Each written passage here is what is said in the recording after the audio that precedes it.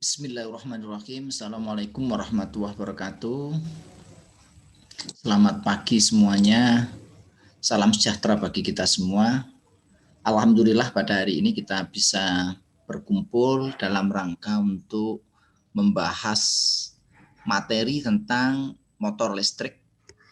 Nah, pada kesempatan hari ini nanti kita akan membahas cara bagaimana membaca nameplate dari sebuah motor induksi. Sebelum kita mulai, saya perkenalkan diri.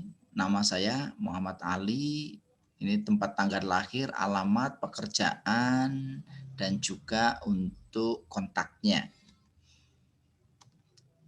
Harapannya sebelum kita memulai dari materi ini, kita mungkin masih bingung ya bagaimana cara membaca nameplate dari motor induksi. Harapannya nanti setelah kita mengikuti video ini kita menjadi lebih tercerahkan sehingga lebih mudah untuk mengerti dan memahami bagaimana cara membaca nameplate dari motor listrik secara baik dan benar. Kita mulai pada pengantar dulu. Jadi kalau kita bicara tentang motor listrik, kita tidak bisa lepas dari motor induksi. Nah, motor induksi, terutama motor induksi 3 fase, terutama lagi adalah motor induksi jenis rotor sangkar tupai, itu merupakan salah satu motor listrik AC yang paling banyak digunakan di industri. Kenapa? Motor induksi jenis rotor sangkar itu paling banyak digunakan di industri karena mempunyai banyak kelebihan. Nah, apa saja kelebihannya? Konstruksinya itu sederhana. Yang kedua, kuat atau robust. Sehingga di sini untuk kegiatan maintenance tidak memerlukan banyak usaha dibanding dengan penggunaan motor listrik jenis DC. Tetapi tentu saja masing-masing ada kelemahan. Kalau di motor DC itu pemeliharaannya lebih sulit karena di sana ada sikat dan komutator, tetapi di masalah pengaturan kecepatan motor DC itu mudah. Sedangkan untuk motor AC, nah ini lebih sulit untuk mengatur kecepatan motor AC, terutama motor induksi 3 fase. Sehingga nanti untuk pengaturan kecepatan kita memerlukan peralatan tambahan yang kita kenal dengan nama VSD. Pembahasan VSD nanti kita bahas pada pokok selanjutnya. Motor listrik pada umumnya itu mudah dipasang, cara masangnya gampang. Di rumah kita punya pompa air, kita punya berbagai macam peralatan yang menggunakan motor, mesin cuci, kipas angin, air conditioner, dan lain sebagainya. Mengoperasikannya juga mudah, tinggal hubungkan ke sumber langsung nyala. Demikian juga cara merawatnya, bahkan tanpa perawatan. Ini kelebihan dari motor listrik AC, terutama motor induksi. Nah, motor jenis ini itu dipakai untuk berbagai macam keperluan yang berbeda, sehingga mudah mendapatkan pengganti bila terjadi kerusakan. Tapi kadang ada sebuah pemakaian tertentu, ternyata begitu ada masalah, mengalami kesulitan dalam hal untuk membeli ataupun mencari penggantinya. Nah, penyebabnya apa? Ya, karena kita tidak mengerti apa tentang karakteristik dari motor induksi ini. Nah, untuk mengatasi hal ini ya kita perlu berusaha mengetahui lebih mendalam ya, tentang apa-apa yang sebenarnya kita anggap mudah ini, termasuk dalam hal motor induksi. Nah, salah satu aspek yang harus diketahui oleh teknisi atau orang yang bekerja dalam bidang motor listrik itu adalah nameplate-nya atau papan nama. Nah, nameplate ini biasanya nanti tertera pada motor, baik pada motor listrik ataupun trafo ataupun generator ataupun peralatan-peralatan yang lain. Setiap peralatan listrik itu ada nameplate-nya, terutama peralatan yang mempunyai ukuran cukup besar. Nah, nameplate ini mudah dibaca, tetapi mungkin tidak cukup untuk kita pahami arti yang terkandung di dalamnya. Banyak operator, banyak teknisi, bahkan engineer yang belum paham benar tentang nameplate, terutama nameplate motor. Nah, dari nameplate motor ini nanti terkandung data-data pokok yang sangat penting, ya, yang merupakan bagian dari data elektrik dan data mekanik dari sebuah motor listrik. Spesifikasi-spesifik apa yang harus ditulis jika kita akan membeli motor? Nah, ini mestinya nanti kita juga mengacu pada nameplate. Apa pengaruhnya jika spesifikasi misalkan power supply-nya berbeda dengan spesifikasi yang tertulis di nameplate? Nah, ini nanti kita harus pahami. Apakah kita perlu membeli motor yang high efficiency atau disebut dengan motor premium atau tidak? Seberapa besar kita dapat menghemat listrik ya, dari hanya memilih kualitas motor? Ini penting sekali. Ya. Seperti yang saya jelaskan tadi, motor listrik jenis induksi, contohnya seperti ini, penggunaannya sangat luas. Di sini kita bisa lihat bahwa motor induksi itu sering digunakan untuk pompa, baik di rumah, di kantor, di pabrik, ataupun di lokasi-lokasi unit usaha. Yang kedua, digunakan sebagai kompresor untuk menghasilkan udara bertekanan. Di industri proses ini banyak sekali. Untuk kontrol pneumatik ini juga banyak yang membutuhkan kompresor. Untuk industri jasa tambal ban itu juga membutuhkan kompresor. Untuk industri pembangkit petrokimia, industri pupuk, industri makanan, minuman, obat-obatan, dan lain sebagainya. Yang berikutnya adalah fan. Ini banyak digunakan untuk pendingin. Yang berikutnya blower, mirip dengan fan yang digunakan untuk menyedot udara yang ada di suatu ruangan. Sehingga nanti bisa dilakukan sirkulasi udara dengan baik. Yang berikutnya conveyor. Nah, ini banyak digunakan. Conveyor itu di pembangkit untuk mengangkut batu bara. Di industri tambang, ya, di industri-industri yang membutuhkan transportasi menggunakan conveyor. Ini penggeraknya adalah motor induksi. Lift di beberapa tempat itu, mall, di kampus, tempat usaha, tempat yang lain itu lift sangat banyak digunakan. AC, air conditioner di rumah, di kantor, dan lain sebagainya, baik AC split maupun AC sentral. Eskalator, termasuk juga untuk penggerak mesin-mesin produksi di industri, bisa mesin bor, mesin gerinda, mesin puput, mesin CNC, dan lain sebagainya. Dan aplikasi-aplikasi yang lainnya. Berbicara tentang motor induksi, kita perlu tahu tentang namanya standar. Nah, standar itu ada banyak ya. Salah satu standar yang banyak digunakan di dalam pembahasan motor listrik itu adalah NEMA. Apa itu NEMA? Yaitu National Electrical Manufacturer Association. Nah, berdasarkan rekomendasi yang dikeluarkan oleh NEMA, ya, mesin atau motor induksi itu dapat dibedakan menjadi 4 macam desain, yaitu desain A, B, C, dan D.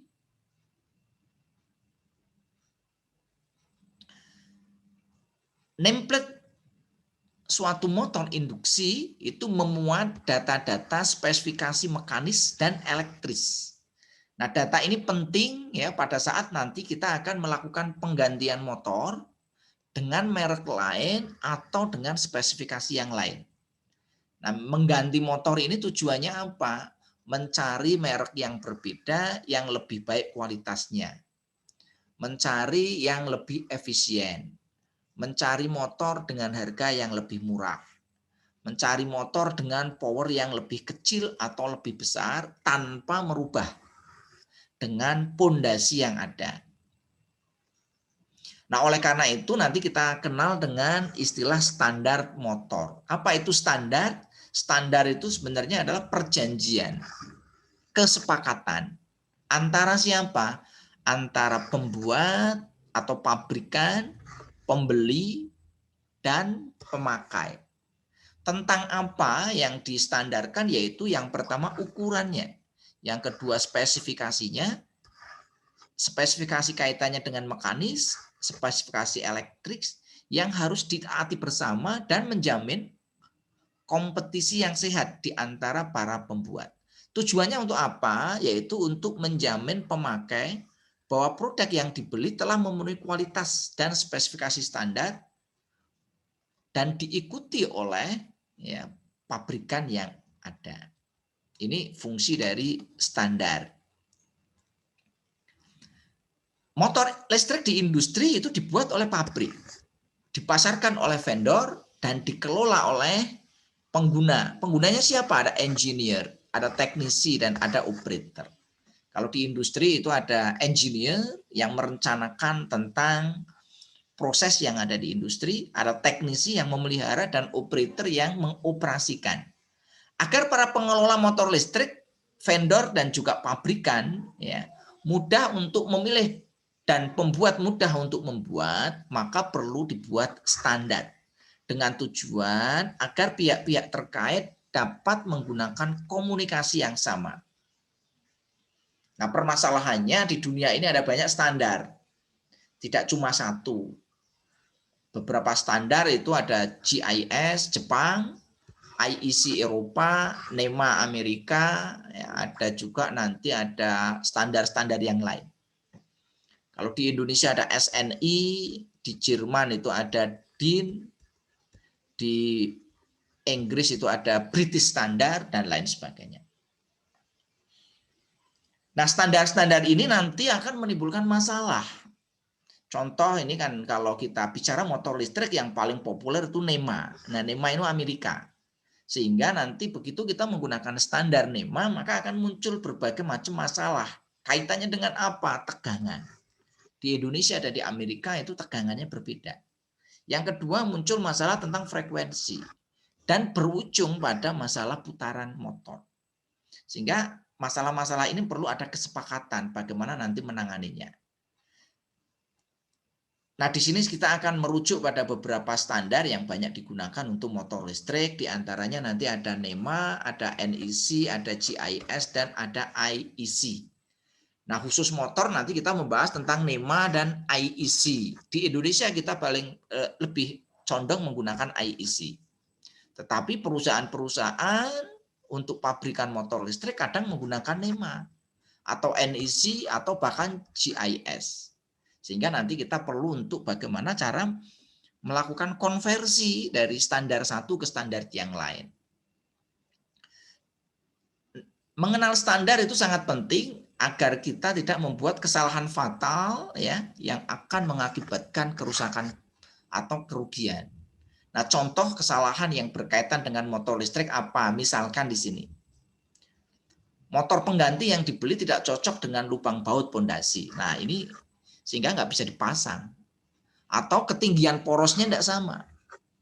Atau terlalu panjang. Nah, ini juga seringkali masalah-masalah yang timbul di industri.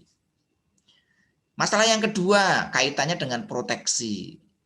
Misalkan harusnya itu menggunakan TEFC atau Totally Enclosed Fan Coil. Ternyata tidak dituliskan sehingga yang datang itu adalah ODP, Open Drip Proof. Ya, ini bukan DIP tapi drip, DRIP. Nah, kesalahan-kesalahan ini bisa sangat fatal sehingga nanti kita membutuhkan ya mungkin penukaran atau mungkin modifikasi yang lain. Yang berikutnya kesalahan tegangan. Kita beli motor produsennya menggunakan NEMA, di Indonesia tegangannya beda. Ini masalah. Yang berikutnya kecepatan putarnya nggak sama karena frekuensinya beda. N sama dengan 120 kali F dibagi P. Di Indonesia kita pakai frekuensi 50 Hz, sementara di Amerika pakai 60 Hz. Sehingga nanti kecepatan putarnya beda. Nah, setiap standar memiliki spesifikasi yang berbeda, dimensi Amerika, Eropa, Jepang, ya tentu berbeda-beda. Mesti ada beberapa yang sama. Nah, berkaitan dengan motor listrik, ya, yang banyak diacu oleh para pembuat itu adalah standar NEMA. Nah, standar NEMA itu mengharuskan setiap pabrikan dari motor listrik ini harus melengkapi dengan nameplate. Dengan informasi minimal, ya, mencakup masalah spesifikasi, ya, yang baik elektrik maupun teknis, mekanik. Sedangkan untuk informasi lengkap itu akan ditulis di buku manual. Nah, sehingga kita perlu menyimpan manual book, jangan sampai hilang. Nah, setelah memahami spesifikasi, kita mampu menulis spesifikasi dengan jelas. Dan tentu tidak akan mengalami kesalahan jika kita nanti akan membeli motor baru. Nah, ini contoh nameplate. Ini adalah untuk pabrikan dari Lisen. Di sini tertulis berbagai macam nameplate. Apa aja sih informasi yang ada di nameplate? Yang pertama adalah kategori number atau part number. Nah, di sini ini part number. Yang kedua modelnya. Yang ketiga RPM-nya. Yang keempat frekuensi atau hertz. Ya. Yang berikutnya FR itu frame-nya. PF itu power factor dan lain sebagainya. Nah, ini adalah informasi-informasi yang ada di nameplate. Nah, bagi sebagian orang ini nameplate ini nggak dibaca. Tetapi kalau bagi engineer, bagi teknisi, ini penting sekali. Engineer listrik ya mesti harus bisa membaca nameplate motor listrik. Teknisi listrik mestinya harus bisa membaca nameplate dari motor listrik. Nah, ini yang berikutnya adalah data-data yang lain. Ada RPM, ada HP atau power, ya. Ada FLA. FLA itu full load ampere, arus maksimum, ya, pada beban penuh. Ada frekuensi, ada frame, ya, ada power factor, ada efisiensi, ada service factor. Ini artinya apa? Nanti kita jelaskan. Ada tipe, ya, informasi jenis atau tipe motor. Ada duty. Nah, ini kadang-kadang yang nggak paham. Jadi kita harus tahu jenis motornya apa. Ada maximum ambient, itu artinya apa? Ada insulation class, ada pH, pitch, ada thermal protected, ada code, ada design, dan lain sebagainya.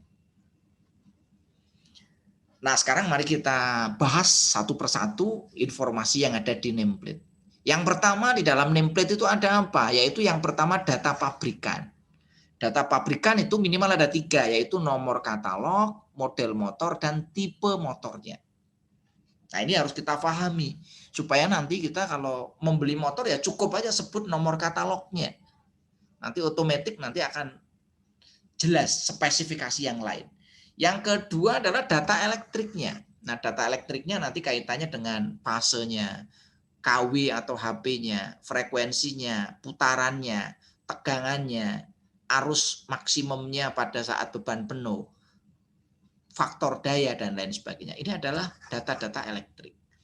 Yang berikutnya ada maksimum ambient, ya, temperaturnya, ada temperaturize, ada service factor, ada altitude, ada duty rating, ada insulation class, dan lain sebagainya. Nah, yang terakhir itu ada data mekanik, yaitu tentang frame-nya. Nah, nanti kita juga harus tahu tentang data-data ini. Mari kita bahas satu persatu. Yang pertama adalah data pabrikan, yaitu nomor katalog. Ini contoh nomor katalog. Nomor motor, cat, number atau part numbernya apa? Nomor 120086.00. Ini adalah nomor motor. Kategori number atau part number. Nah, nomor ini yang membuat siapa? Yaitu pabrikan.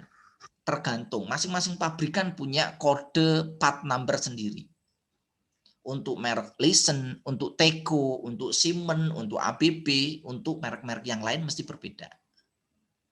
Nah, nomor ini didasarkan pada standar penomoran yang ada di pabrik, yang nanti dikeluarkan dalam bentuk katalog.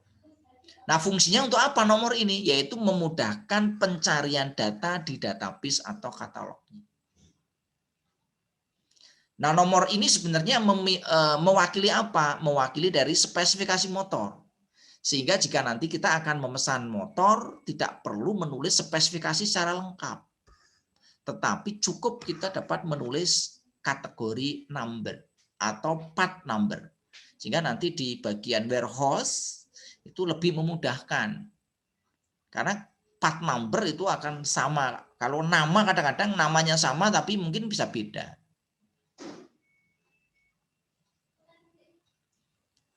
Nah, ini perlu kita pahami bahwa yang namanya nomor katalog dari sebuah pabrikan bisa sama bisa tidak. Kebanyakan berbeda.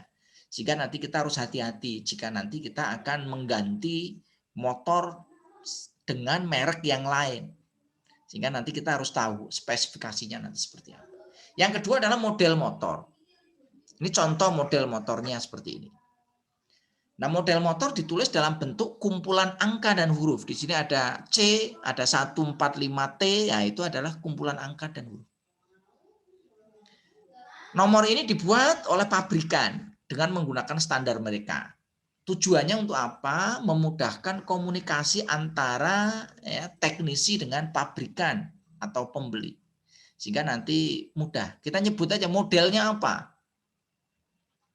Nah, nomor motor itu mewakili semua spesifikasi motor, sehingga tidak harus menulis semua spesifikasi secara lengkap. Nah, untuk mengetahui arti dari nomor motor ini, kita harus punya katalognya. Kalau kita tidak punya katalog, ya akan susah. Contoh misalkan di situ informasinya adalah C145T. Nah, 145T itu kemungkinan besar di sini adalah ukuran frame-nya. Nah, sama dengan katalog atau part number, model motor ini masing-masing industri tidak sama. Yang berikutnya adalah data elektrik. Yang pertama kita bahas adalah fase. Jadi motor listrik itu ada yang 1 maupun 3 fase. Nah, di sini harus disebutkan dengan jelas di nameplate. Motor listrik 1 fase biasanya untuk ukuran kecil atau di bawah 1 kW. Sedangkan motor di atas 1 kW pada umumnya menggunakan 3 fase. Nah, selain fasenya nanti juga di sana ada dituliskan hubungan dalam windingnya atau belitanya. Yang paling banyak digunakan itu adalah hubungan bintang dan segitiga atau gabungannya. Ini yang pertama tentang fase. Mungkin nggak terlalu sulit untuk fase. Yang kedua adalah kapasitas. Kapasitas keluaran tenaga mekanis pada putaran motor beban penuh. Nah, untuk NEMA biasanya menuliskan untuk kapasitas dalam bentuk HP, sedangkan IEC Eropa lebih senang menuliskan dengan kW. Kadang-kadang ada perusahaan yang nulis dua-duanya. Ada ditulis HP dan kW. Konversinya seperti apa? 1 kW sama dengan 746 watt. Ya, itu 1 HP sama dengan 746 watt. Jadi 1 HP sama dengan 746 watt atau sama dengan 0,746 kW. Jika motor dapat mencapai efisiensi 100%, tetapi motor hanya dapat mencapai 84%, maka memerlukan konsumsi sekian. Jumlah watt yang terpakai itu sebesar 746 watt dan yang 146 watt itu merupakan rugi-rugi. Ruginya untuk apa? Rugi untuk panas, gesekan atau friction, dan rugi-rugi yang lain. Nah, di sini kita bisa lihat 888 kali 0,84 itu sama dengan 746 watt atau 1 HP. Ini yang biasa digunakan untuk menuliskan HP atau kapasitas motor. Yang kedua adalah frekuensi. Nah, frekuensi motor AC mengikuti standar frekuensi yang dipakai di dunia. Ada 2 frekuensi yaitu 50 atau 60 Hz. Amerika menggunakan 60 Hz, sementara Indonesia, Eropa, Jepang, dan negara-negara lain menggunakan 50. Nah, frekuensi ini nanti sangat berkaitan dengan kecepatan putaran motor. Tadi sudah saya tuliskan rumusnya N sama dengan 120 kalikan F dibagi P. Karena itu frekuensi ini menjadi sangat penting. Pengaruh pemakaian frekuensi yang berbeda itu nanti akan kita bahas pada bahasan berikutnya supaya nanti kita bisa paham. Nah, yang berikutnya adalah kecepatan motor atau RPM. RPM 3450, 2850 berarti motor dihubungkan dengan frekuensi yang berbeda. Kalau 3450 berarti menggunakan frekuensi 60 Hz. Sedangkan untuk 2850 itu 50 Hz. Ini kadang-kadang dituliskan. Kalau di sana menggunakan frekuensi 60 berarti nanti ketemunya 3450. Nah, putaran motor itu rumusnya tadi ini 120 kalikan F dibagi P. Ini adalah kecepatan sinkron. Nah, sedangkan kecepatan motor itu nanti akan lebih kurang dari kecepatan sinkron karena di sana ada selip. Jadi antara kecepatan medan putar di stator itu berbeda dengan kecepatan putar di rotor atau kecepatan motor.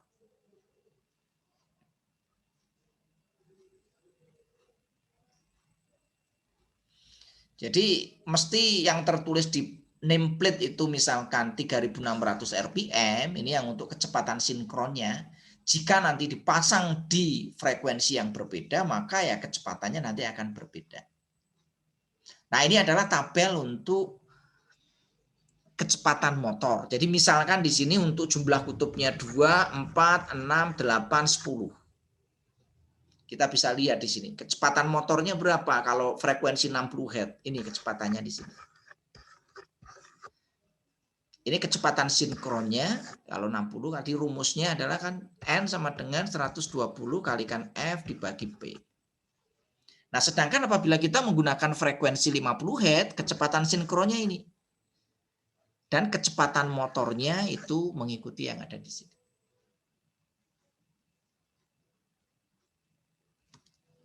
Kita lanjutkan. Sekarang kita bicara untuk data yang berikutnya yaitu tegangan. Seringkali motor itu mempunyai tegangan yang berbeda. Contohnya di sini V 208 sampai 230 garis miring 460. Artinya apa? Artinya adalah bahwa di sini motor dapat dihubungkan dengan tegangan antara 208 sampai 230 volt. Atau juga bisa dihubungkan dengan 460 volt. Nah, biasanya nanti di nameplate itu ada gambar skema diagram windingnya. Kalau tidak ada skema windingnya, nah nanti kita perlu membaca manual penyambungannya agar kita tidak salah. Biasanya ada. Kalau tidak ada ya nanti berarti itu dituliskan di manual book. Ya kita harus baca dulu ya untuk penyambungannya seperti apa. Kalau terbaca angka 230 atau 460, maka motor ini berarti memiliki dual voltage. Di dalam stator setiap fasenya terpasang 2 pasang winding yang dapat dipasang seri dan paralel atau star delta. Nah, di sini kita perlu teliti dan seksama sebelum melakukan penyambungan motor.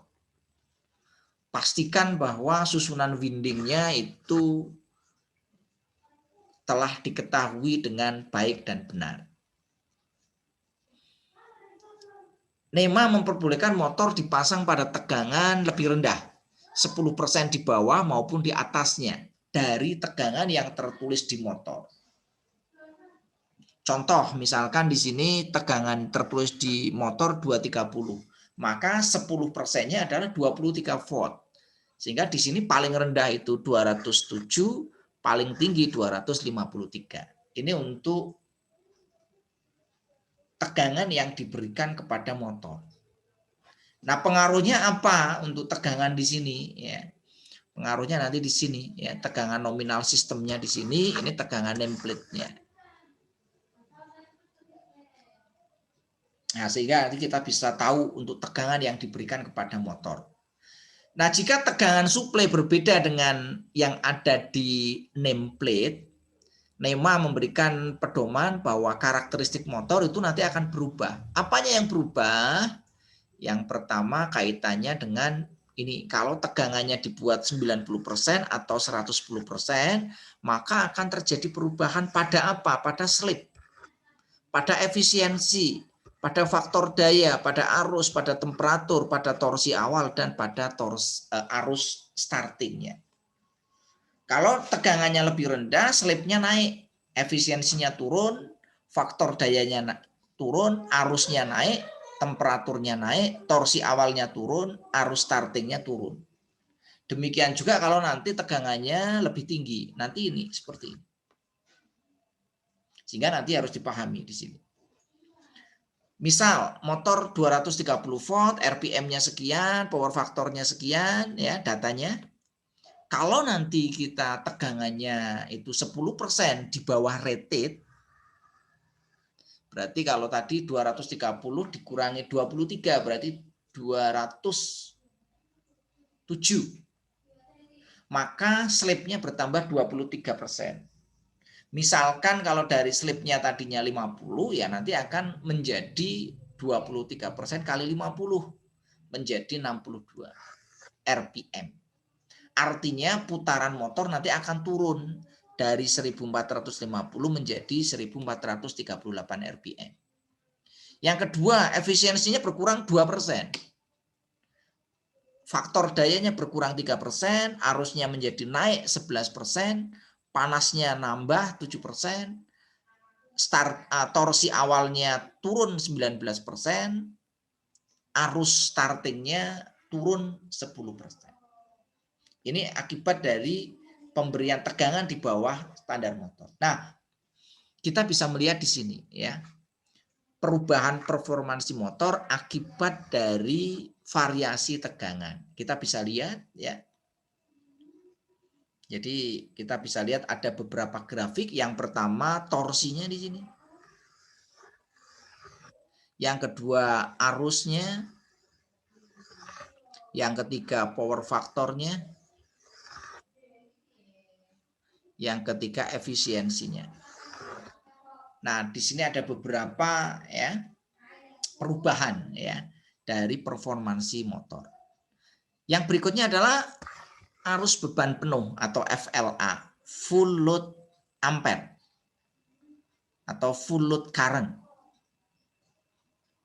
Jadi di sini arus beban penuh yang diperlukan pada kondisi motor pada saat mengeluarkan daya sesuai dengan rated pada suplai tegangan sesuai dengan spesifikasinya. Nah, data ini perlu diketahui untuk perencanaan apa? Nanti untuk pemilihan kabelnya, ukuran penghantarnya, atau KHA-nya. Yang kedua, kaitannya nanti dengan sistem proteksinya. Berapa nanti proteksinya? Itu diukur dari FLA ini. Jika rated tegangannya dua macam, seperti yang saya jelaskan sebelumnya, maka juga FLA-nya ada dua. Contoh misalkan di sini.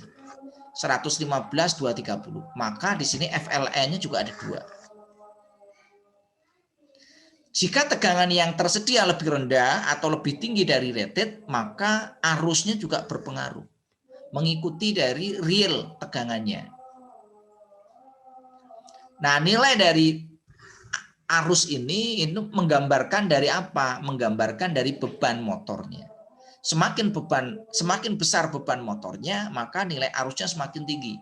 Demikian sebaliknya, semakin kecil menggambarkan bahwa nilainya semakin rendah. Yang berikutnya adalah torsi. Kita bisa lihat di sini.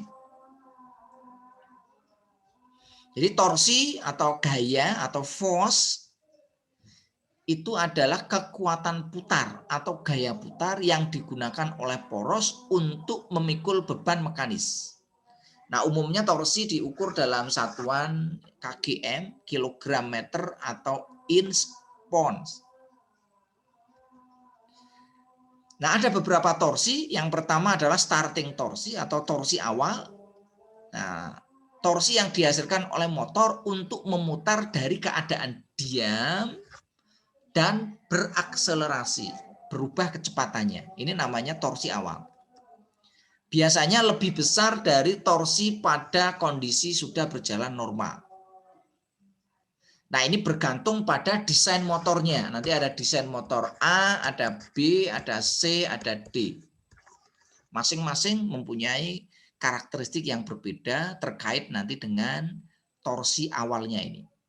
Nah, ini biasa disebut dengan lock rotor torsi. Nah, biasanya nanti ada beberapa cara untuk menurunkan torsi awal ini, ya, dapat dilakukan dengan starting Y delta atau star delta, bisa juga mengubah frekuensi atau putaran, bisa dengan menggunakan fluid coupling, ya, bisa menggunakan pembebanan secara bertahap sehingga torsinya tidak terlalu besar.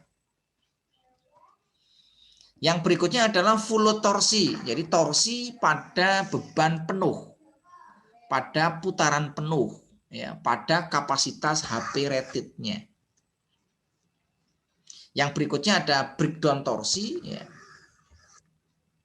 Jadi breakdown torsi adalah torsi maksimum motor yang dapat diproduksi saat beban naik tanpa putaran dan tenaga jatuh turun. Seringkali disebut sebagai pull out torsi. Sedangkan yang berikutnya adalah pull up torsi, yaitu apa? Torsi minimum yang dihasilkan motor antara diam pada saat kecepatannya 0 ke RPM rated-nya. Sama dengan beban maksimum motor yang mampu akselerasi ke rated RPM-nya. Ini adalah tentang pull up torsi. Nah, tata berikutnya adalah tentang faktor daya. Ini penting sekali untuk faktor daya. Faktor daya biasanya diukur dari tes beban penuh atau full load. Nah, faktor daya ini akan berubah sesuai dengan persentase beban yang dipikul motor. Jika bebannya tidak penuh, maka PF-nya rendah. Nah, PF ini atau faktor daya itu menentukan adanya tahanan induksi di dalam kumparan yang akan menambah pengaruh buruk jika power factor itu juga akan menjadi rendah. Nah, untuk memperbaikinya seringkali nanti dipasang kapasitor bank. Nanti kita akan bahas khusus tentang kapasitor bank. Nah, kapasitor bank atau bank kapasitor itu dapat mengurangi beban induksi karena dia saling mereduksi. Sehingga nanti cost-nya bisa naik. Faktor daya yang kecil itu akan menghasilkan daya semu yang besar. Sehingga nanti arusnya juga ikut besar, sehingga menyebabkan rugi-rugi yang cukup besar. I kuadrat R. Ini adalah rugi-rugi. Rugi-rugi daya sama dengan I kuadrat R. Nah, pada umumnya motor yang kecil mempunyai PF yang lebih rendah daripada motor yang lebih besar. Nah, di sini kita bisa lihat hubungan antara power factor dengan beban motor. Jadi di sini kalau kita lihat untuk beban motor yang tinggi, cost-nya semakin tinggi. Tapi kalau bebannya rendah, cost-nya rendah. Ini kaitannya juga nanti dengan efisiensi.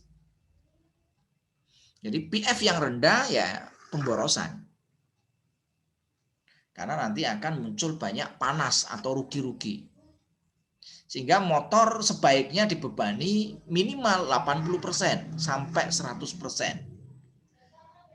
Jika bebannya kurang dari ini, maka gunakanlah VSD atau VFD atau inverter. Agar nanti efisiensinya bisa naik. Yang berikutnya adalah sumbu ambayan maksimum. Yaitu adalah maksimum ambayan temperatur dalam satuan derajat Celcius. Nilainya adalah 40, tergantung dari motornya. Kadang ada yang 40, ada yang 46, ada 48, ada yang 45. Atau ditulis dalam satuan Fahrenheit 104 ya dan seterusnya. Nah, NEMA memberikan panduan bahwa suhu ruang untuk ruang tertutup maupun terbuka itu maksimum 40 derajat Celcius. Nah, maka jika lebih dari nilai ini, maka motor harus di-derating, dikurangi bebannya. Karena nanti berpengaruh pada pemanasan pada kumparan.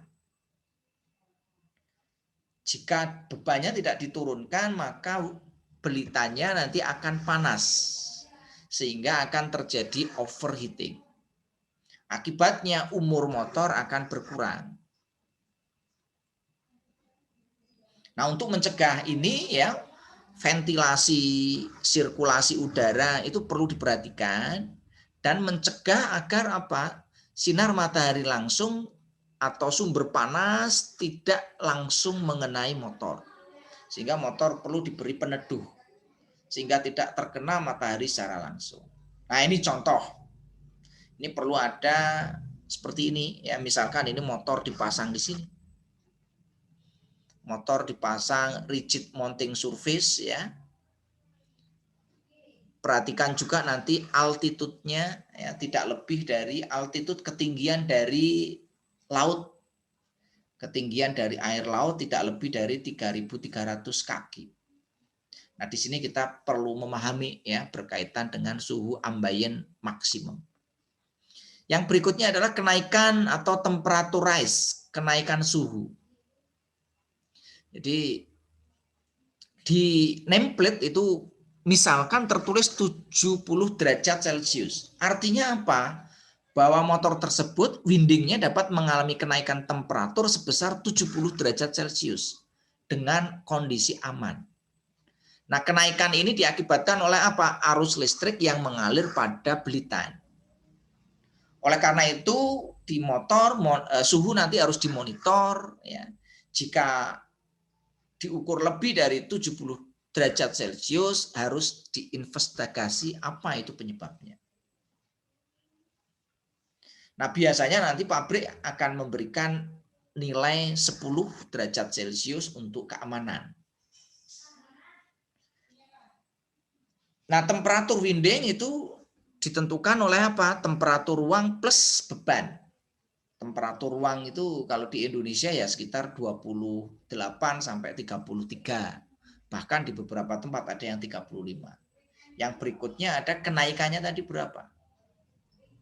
Nah, penyebab kenaikan apa? Ya, yang kenaikan disebabkan oleh yang pertama sirkulasi ruang yang tidak baik, beban yang berlebihan, misalignment, filter yang kotor atau buntu dan lain sebagainya. Berikutnya adalah service factor. Service factor menurut NEMA itu adalah berapa persen beban motor baik dalam HP maupun KW atau FLA motor dapat dioperasikan melebihi yang tertera di nameplate yang mampu ditanggung oleh motor secara kontinu terus-menerus. Misalkan di sini motor 10 HP dengan service factor 1,25, maka motor dapat menanggung beban secara kontinu sebesar 12,5 HP. Nah, menurut standar NEMA, harga SF itu berkisar antara ini, 1,1, 1,0, 1,15, 1,25, 1,4, dan seterusnya. Nah, motor dengan SF 1,1 itu biasanya memiliki isolasi yang lebih bagus dari kelas B untuk kelas isolasinya. Yang berikutnya adalah altitude atau ketinggian motor. Ketinggian tempat di atas permukaan laut selalu diperhatikan jika nanti memasang motor, tidak asal. Jadi panduan dari NEMA itu operasi motor maksimum dipasang pada ketinggian 3.300 feet atau 1.000 meter di atas permukaan laut.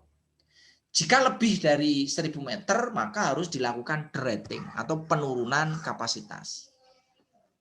Misal motor dengan service factor 1,0 jika dipasang pada ketinggian lebih dari 1.000, maka kapasitasnya harus diturunkan menjadi 93%. Tidak boleh lebih dari itu, karena nanti akan muncul masalah. Nah, ini adalah untuk ketinggian air laut, ya. Ini adalah normal operationnya di bawah 3000. Kalau di atas ini ada terjadi derating.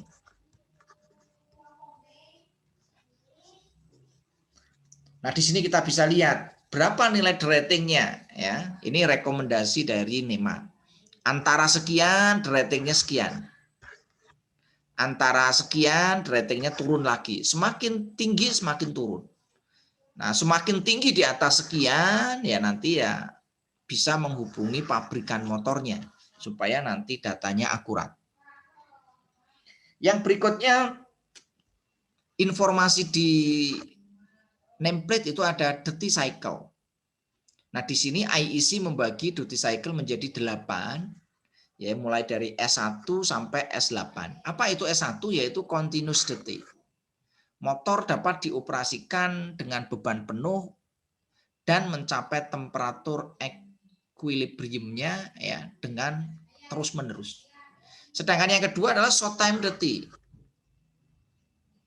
Waktunya tidak lama hingga mencapai temperatur equilibriumnya, kemudian diistirahatkan lama sampai dengan mencapai temperatur ambient. Itu yang jenis short time duty. Yang ketiga adalah S3 atau intermittent periodic. Motor dioperasikan dengan beban tetap secara periodik, ya, jalan stop istirahat. Temperatur equilibrium tidak pernah tercapai. Nah, di sini cirinya arus startingnya sangat kecil, ya, terhadap panas yang timbul di stator. Yang ketiga ada S4, ada S5, ada S6, ya, ada S7 dan ada S8. Nah, ini beberapa istilah yang digunakan duty cycle pada IEC. Nah, yang berikutnya adalah tentang kelas isolasi.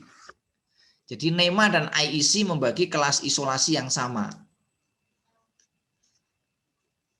Ada beberapa, kalau NEMA itu hanya ABFH, sedangkan IEC menambahkan kelas E.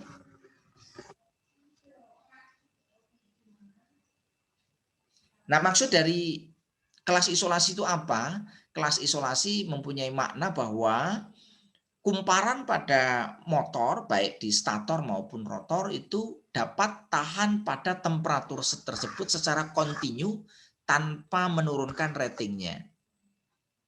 Nah, untuk motor di industri kebanyakan menggunakan kelas B atau F. Bedanya apa? Bedanya di isolasinya di sini.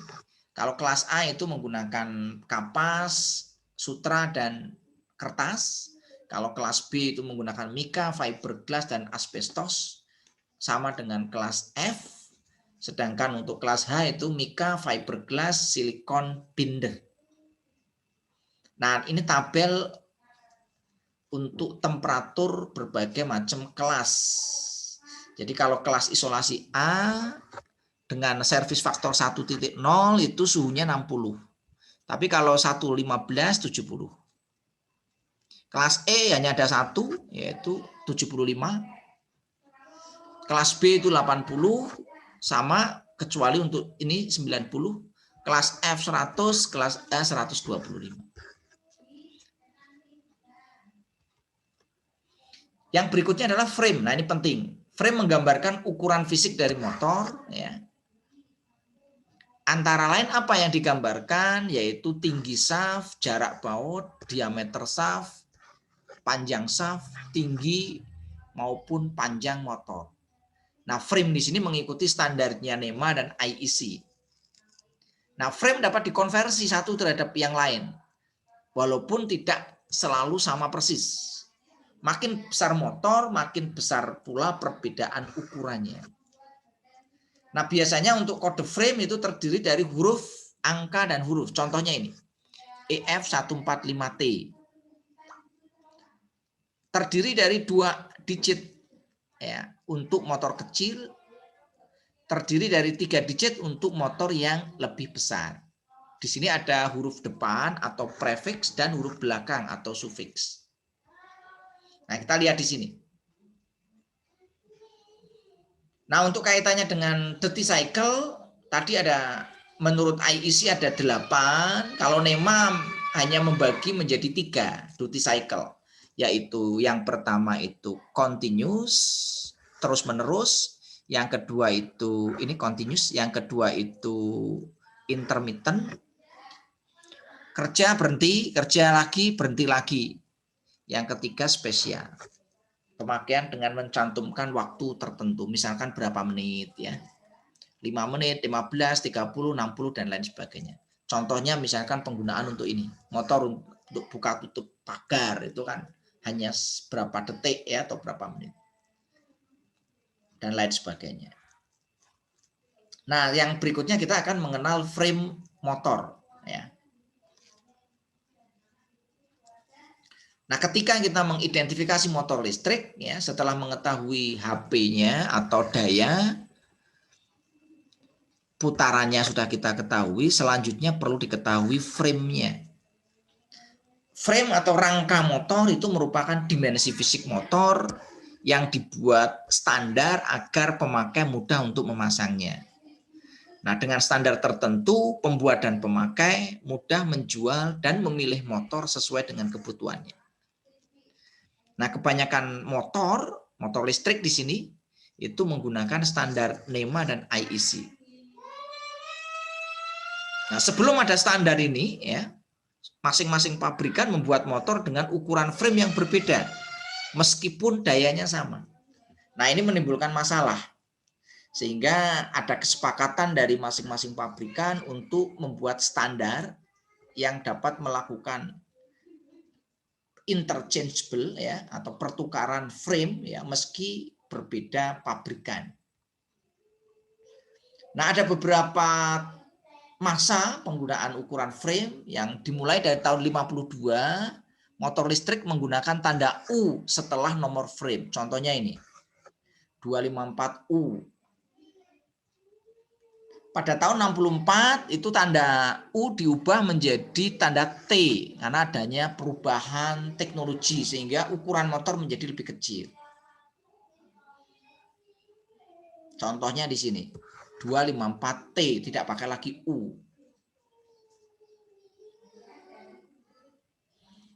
Nah, sebelumnya mungkin ukurannya lebih besar, 326.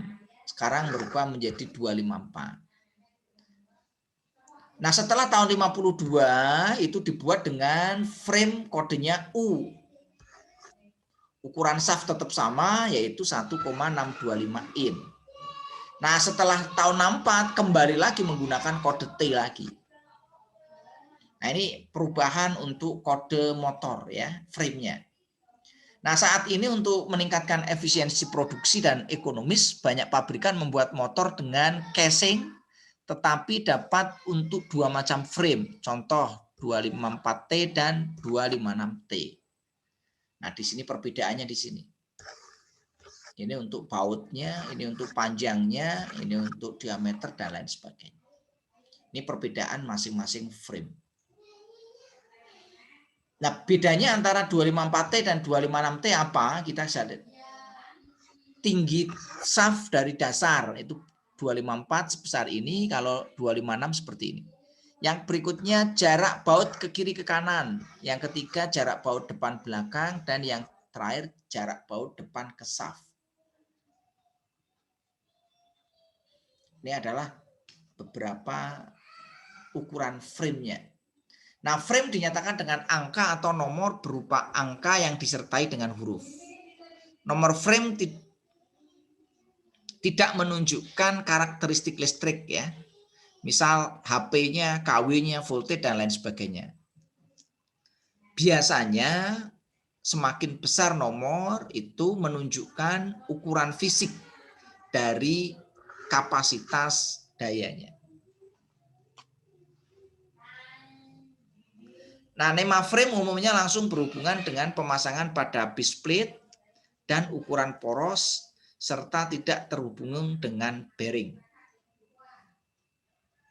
Nah, motor yang HP-nya sama tetapi dibuat dengan berbeda frame itu contohnya misalkan motor tertulis satu nomor frame tetapi lubang baut fondasi dapat dipasang untuk dua macam frame. Nah, besarnya frame umumnya juga ditentukan oleh jumlah kutub atau putaran. Motor dengan HP yang sama tetapi putaran berbeda, mungkin bisa juga frame-nya berbeda. Motor dengan HP dan RPM sama tetapi beda frame, beda juga karena efisiensinya yang berbeda.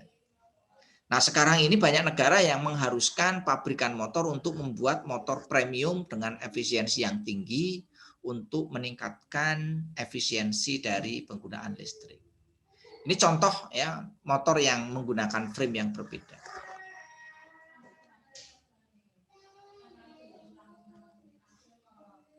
Yang berikutnya adalah NEMA frame ya, ada huruf di belakang NEMA frame. Jadi ada C NEMA, ada C face mounting untuk rigid ya, C NEMA D flank mounting khusus atau dengan grid base dan lain sebagainya. Ini ada beberapa untuk enclosure dari NEMA frame ya. Ini keterangannya ya, sama ya. Yang berikutnya adalah, nah ini contoh untuk yang dimaksud dengan tadi ini. Pemakaian motor, pemasangan motor secara horizontal maupun vertikal. Saya kira itu yang dapat saya sampaikan berkaitan dengan cara membaca nameplate dari motor listrik. Terima kasih atas